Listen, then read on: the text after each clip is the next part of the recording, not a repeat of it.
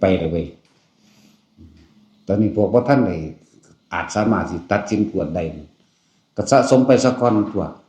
นั่นว่าล่ะบ่สะสมมันสิได้บ่เงิน100นึงราคาอยู่2 บาทมันก็บ่แม่น100เด้อล่ะเนาะจังซั่นแล้ว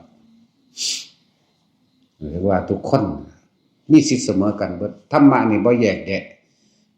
บ่ได้แยกว่าชนชาติและประเทศใดบ่มีศาสนาเด้ที่พูดถึงคำว่าศาสนาแล้วเห็นบ่ซั่นธรรมะนี่บ่ต้องไปว่า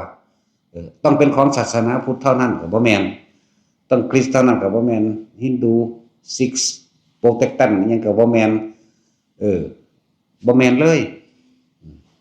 คือใจเฮาเองจังบ่นี่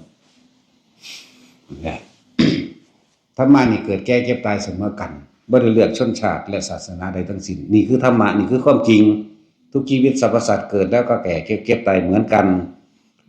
น้ำร้อนรวกร้อนเหมือนกันอย่าบ่ว่าหิวเหมือนกันบุคคลที่รักพัดพรากจากไปหรือตายจากบุคคลที่รักก็ทุกข์เหมือนกันอีกบ่ได้เกี่ยวกับสัตว์กับคนพร้อมเด้แม่นบ่ล่ะแล้วนี่คือธรรมะเสมอกัน